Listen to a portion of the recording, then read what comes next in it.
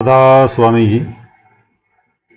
बाग दो, पाठ पढ़ियो और वेद विचारियो। आज का सत्संग है हर कीरत साथ संगत है। पूजा अर्चा बंदन दंडोत खट कर्मारत रहता, हऊ हऊ कर बंधन मैं परिया नहीं मिलिए ही जुगता। कहते हैं वेद शास्त्र पढ़े, षटकर्म किए मगर मालिक ना मिला। षटकर्म कौन से हैं? दान देना और दान लेना, यज्ञ करना और यज्ञ करवाना, विद्या पढ़ना और विद्या पढ़ाना। इन कर्मों का फल वापस दुनिया में आकर भोगना पड़ता है। फिर अहंकार हो गया कि मैं आलिम, मैं दानी, बीमारी और बढ़ गई। गुरु नानक साहब जी कहते हैं, पढ़िया मूर्ख आखिए जिस लब लोभ अहंकारा। ये जुक्ति परमात्मा से मिलने की नहीं। आप कहते हैं कि हमें वह जुक्ति मिले कि हम जहाँ आए ही नहीं, इस दुनिया की शक्ल ही ना देखें। बेशुमार दुनिया पूजा करती है, कोई देवता की पूजा करता है, कोई देवी की पूजा करता है, कोई पत्थर की, कोई पानी की, कोई गुग्गे सांप की, कोई बुद्धे पर भूत प्रेत की, कोई कुछ और कोई कुछ। जिसकी पूजा करते हैं मरकर वहीं जाएंगे। संत महात्मा कह रहे हैं, किताबें कह रही हैं कि ये जुक्ति परमेश्वर से मिलने की नहीं है। जोग सिद्ध आसन 84 ये भी कर कर रहिया, बड़ी आरजा फिर जन्मे हर सेव संगना गहिया। फिर दिल में ख्याल आया कि जो प्राणायाम करते हैं, योगाभ्यास करते हैं, उन्हें परमेश्वर मिलता होगा। प्राणायाम का मकसद है सांसों को रोकना और छोड़ना। हम रोज 22,000 सांस लेते हैं। अगर हम थोड़े सांस लें तो उम्र बढ़ा सकते हैं, मगर जितने सांस लेकर आए हैं उतने ही भोगेंगे। वे बढ़ जा घट नहीं सकते। जोगी अपनी उम्र बढ़ाकर चले गए, लेकिन मुक्ति ना हुई। मुक्ति नाम में है और नाम इसके अंदर है।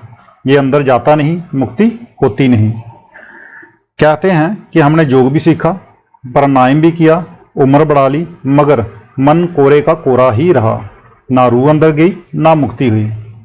अब हमें विचार करना चाहिए कि जब जो करने से परमेश्वर नहीं मिलता, षटकर्म करने से परमेश्वर नहीं मिलता, दान पुण्य करने से परमेश्वर नहीं मिलता, यज्ञ तप करने से परमेश्वर नहीं मिलता, किताबें पढ़ने से परमेश्वर नहीं मिलता, तो फिर हमें क्या करना चाहिए? राज लीला राजन की रचना करिया हुक्म अफारा, सेज सोहनी चंदन चोवा नरक गोर का द्वारा।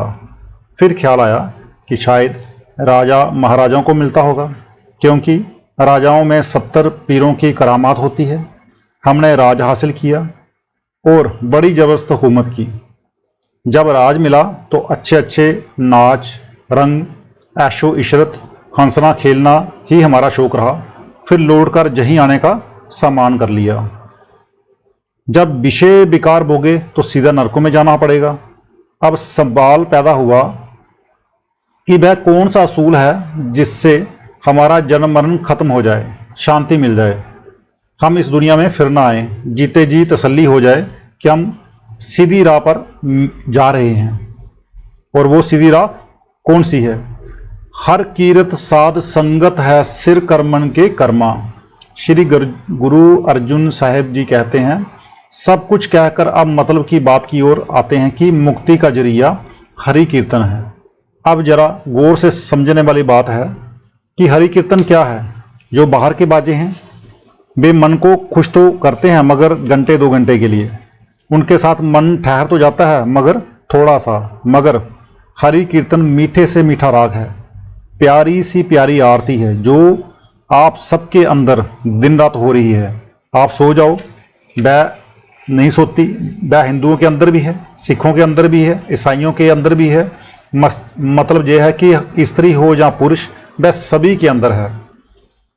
आप सोचो, जब हमारे हाथ कान नाक मांस कुल दुनिया के एक जैसे हैं, तो मन और रूह भी एक जैसे हैं, और अंदर कीर्तन भी एक ही है। अगर कुछ फर्क है तो रंग का। जो ठंडे मुल्कों के रहने वाले हैं उनका रंग गोरा है, और बाकी मुल्कों के लोगों का रंग दर्जा व दर्जा काला है। ये नहीं कि हिंदुओं का और है और मुसलमानों का और है, क्योंकि एक ही मसाला है। अब कहते हैं कि वह हरि कीर्तन चोरों के अंदर भी है, ठगों के अंदर भी है और डाकुओं के अंदर भी है। वह दिन रात हो रहा है मगर हमें कोई फ़ायदा नहीं। जिस तरह आपके घर के अंदर हजारों रुपए दबे हुए हों मगर आप बाहर कोड़ी कोड़ी मांगते मर जाएं तो उन रुपयों का आपको कोई सहारा है कोई नहीं। इसी तरह परमात्मा ने वह दौलत सबके अंदर रखी हुई है। अगर कोई महात्मा बता दे कि आपकी दौलत जहाँ पड़ी हुई है और आप उसे निकाल लें तो आप अमीर हो जाएंगे। दौलत तो सबके अंदर है मगर हम निकालते नहीं।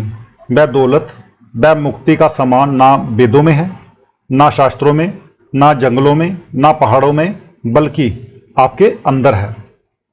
जब तक आप अंदर नहीं जाते वह नहीं मिलती। हमें क्या करना चाहिए? हम किसी महात्मा से मिलें, वह हमें अंदर जाने की राह बताएं और हम अपने अपने मस्जिद में रहते हुए अंदर जाकर उस राह को सुनें ताकि हमारी मुक्ति हो जाए।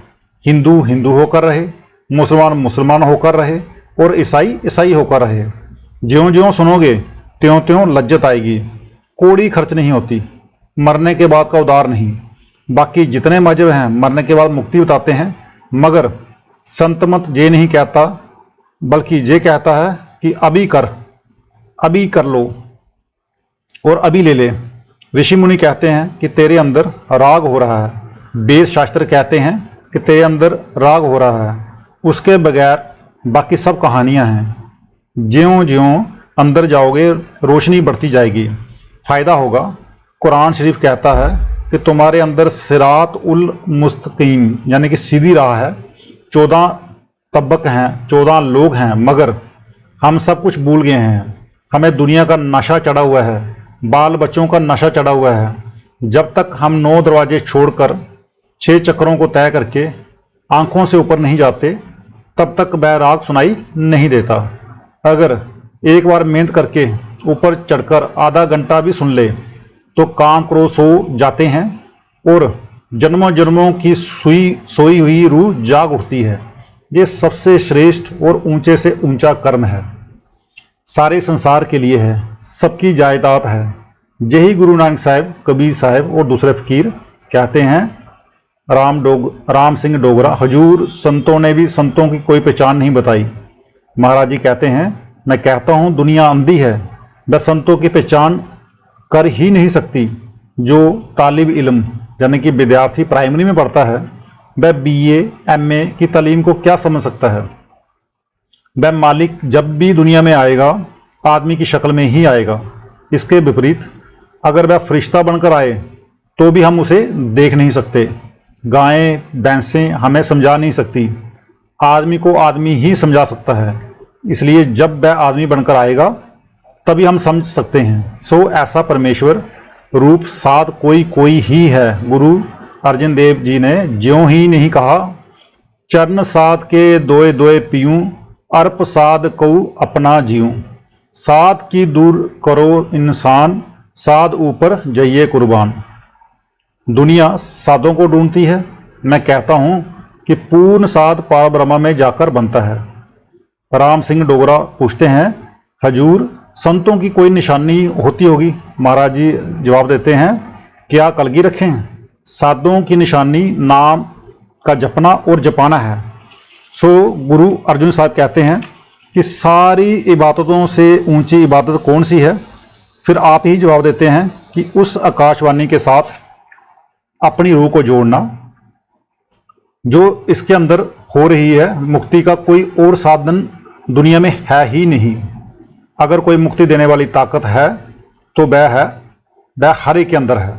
जिस तरह विद्या की ताकत बगैर उस्ताद के नहीं मिलती, उसी तरह नाम की दौलत बगैर गुरु के नहीं मिलती। कई ऋषियों ने कहा कि हम तपस्या करके अंदर जाएंगे और मालिक से मिलेंगे, मगर सब धोखा खा गए। जिक्र है कि रिंगी ऋषि ने 88,000 वर्ष तप किया, जहाँ तक कि जब भूख बहुत तंग करती तो 8 पहर में एक बार पेड़ को चाट लेता था। मगर नतीजा क्या हुआ? राजा दशरथ की बेजी हुई औरतों ने साथ ले जाकर यज्ञ करवा लिया। विश्वामित्र ने 60,000 साल तप किया। मेनका परी ने आकर शकुंतला पैदा कर दी, जिसका शकुंतला नाटक आप रोज बाजारों में देखते हैं। मन लज्जत का आशिक है। हम 9 दरवाजों में बैठे हैं, 2 सुराख कानों के, 2 नाक के, 2 आंखें, 1 मुंह और 2 नीचे के। जब तक हम 9 दरवाजों से ऊपर नहीं जाते, नाम नहीं मिलता। जब हमें कोई महात्मा मिले, हम कमाई करें, 9 दरवाजे छोड़कर ऊपर पहुँचें तो नाम मिलता है। जहाँ तक पहुँचना इसका अपना धर्म है। जब ये अपना धर्म पूरा करेगा तब वह लज्जत आएगी। वह लज्जत, वह मुक्ति का समान अंदर है। कहो नानक तिस बेइयो प्रापत, जिस पूर्व लिखे का लहना। अब गुरु अर्जुन साहब जी कहते हैं कि वह है तो सबके अंदर, मगर उसको लेता कौन है। फिर आप ही जवाब देते हैं कि सबके बड़े ही ऊंचे भाग्य हों। गुरु अमरदास जी फरमाते हैं, दुर्कर्म पाइया तुद जिन क्यों से नाम हर के लागे, कहे नानक तह सुख हुआ तित गर्ह अनहद बाजे। जिनके बड़े श्रेष्ठ कर्म हों वे नाम की ओर ही जाते हैं। ऋषि मुनि, संत महात्मा, फकीर जिसकी महिमा करते हैं वह नाम है। बाहर से लाना नहीं है, आपके अंदर है, आपकी ही चीज़ है। अब सवाल पैदा हुआ कि निकालता कौन है। जिसके बड़े ऊंचे भाग्य हों, जिसे परमेश्वर मुक्ति देना चाहे। अब ये दौलत चोरों, ठगों, डाकुओं के अंदर भी है, स्त्रियों के अंदर भी है और पुरुषों के अंदर भी है। मतलब ये है कि सबके अंदर है, मगर जब तक मेहनत ना करें मिलती नहीं। ये ना वेदों में मिलती है, ना मोल मिलती है और ना खेतों में उगती है। तेरो सेवक इह रंग माता। अब श्री गुरु अर्जुन साहब जी कहते हैं कि जो अंदरूनी राग, आकाशवाणी और कलमे को सुनकर उस रंग में रंग जाए वह रब का बंदा है। वैसे कोई जीव उससे खाली नहीं। अब अपने अपने मन में जानकर देखें, क्या हम अंदर जाते हैं? कोई नहीं। अब कहते हैं कि चाहे मुसलमान होकर जाओ, चीज़ सबके अंदर है, मगर हम अंदर नहीं जाते। जो अंदर जाकर इस नाम के रंग में रंग गया वह मालिक का बंदा है, उसका विशाल होता है। बाकी सारे संसार के लोग मन के बंदे हैं। अगर मुसलमान रंगेंगे तो इसी रंग से, अगर हिंदू रंगेंगे तो भी इसी रंग से। सारे महात्मा यही कह रहे हैं, और चाहे जितना पाठ कर लो, पढ़ लो, मुक्ति नहीं होगी। मुक्ति जब होगी नाम की कमाई से ही होगी। यही मुसलमान फ़कीर होका दे रहे हैं कि वह मालिक तेरे अंदर है, मगर हम खोजते हैं उजाड़ों और पहाड़ों में, तो मिले कैसे? जब तक हमारे अंदर नहीं जाते वह नज़र नहीं आता। ये आंखें फना नाशवान हैं और बजाते खुद अपने आप रोशन नहीं। जिस तरह सूरज, चंद्रमा, तारे, बिजली या लैंप आदि 5 चीज़ों में से कोई भी ना हो, वहाँ ये काम नहीं कर सकती। अभी हम सूरज के आसरे देख रहे हैं, रात को चंद्रमा के आसरे देखेंगे, जहाँ बिजली, सितारों और लैंप के। तो एक सत्संग जी सवाल पूछते हैं बाबा जी से, हजूर मेरा अंदर का दरवाज़ा बंद है। तो महाराज जी जवाब देते हैं, अंदर का दरवाज़ा कौन खोलता है? वही सत्संगी, सतगुरु, मुर्शिद। तो महाराज जी बोलते हैं, जो नहीं दवाई तुझे दे दी है, अगर तू ना खाए तो बीमारी दूर नहीं होगी। डॉक्टर कभी बीमार की बीमारी नहीं लेता। तुझे दवाई मिली है या नहीं, शर्म की बात है। जिसके पास दवाई हो वह फिर भी ना खाए, अगर नहीं खाता तो उसकी गलती है। बयो कृपाल दीन दुख भंजन, हर हर कीर्तन यही मन राता। अब गुरु अर्जुन साहब कहते हैं कि जिसका मन इस रंग में रंग जाए, उसको परमेश्वर दरवाज़ा खोलकर गले से लगा लेता है, उसकी मुक्ति हो जाती है। सारे संसार के लिए एक ही दवा है। जब परमात्मा एक है तो उसके मिलने का रास्ता भी एक ही है। कई कहते हैं कि वह मालिक बातों से मिल जाए, मगर बातों से वह मिलता नहीं।